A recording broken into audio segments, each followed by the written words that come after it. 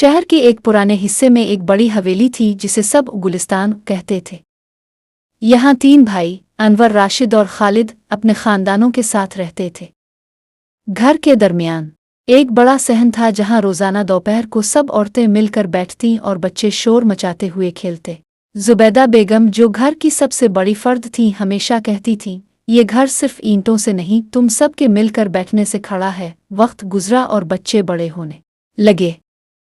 छोटी छोटी बातें अब अना का मसला बनने लगे।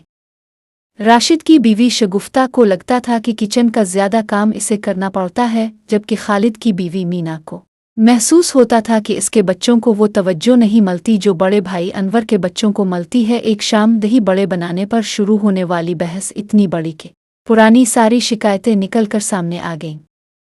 बात इतनी बड़ी कि राशिद ने गुस्से में कह दिया, अगर इतनी ही तकलीफ है तो क्यों ना हम अलग हो जाएं।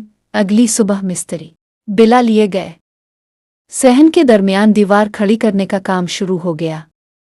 जुबैदा बेगम ने कोई शोर नहीं मचाया, वो बस अपनी तस्बीह पढ़ रही थीं, मगर उनकी आंखों में एक अजीब सा दुख था। दीवार खड़ी हो गई। अब वो गुलिस्तान 2 हिस्सों में बच चुका था। पहले किचन की खुशबू पूरे घर में फैलती थी, अब दोनों तरफ अलग अलग सालन पकता था।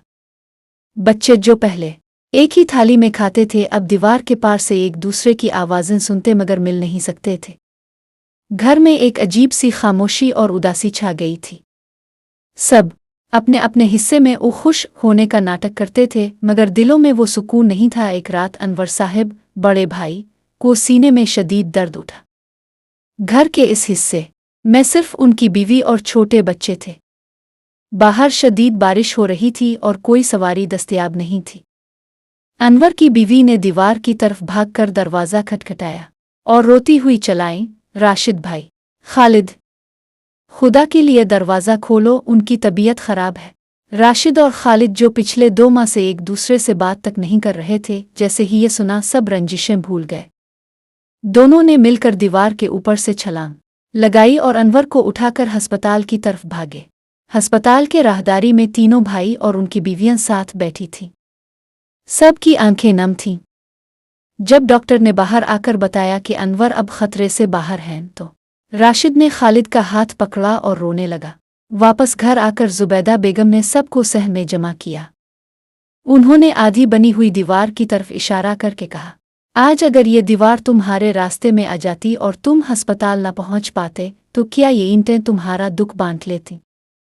रिश्तों में मिट्टी की दीवार से ज्यादा खतरनाक दिलों की दीवार होती है। राशिद और खालिद ने इसी वक्त मिस्त्री को बुलाने के बजाय खुद हथौड़ा उठाया और इस दीवार को गिरा दिया।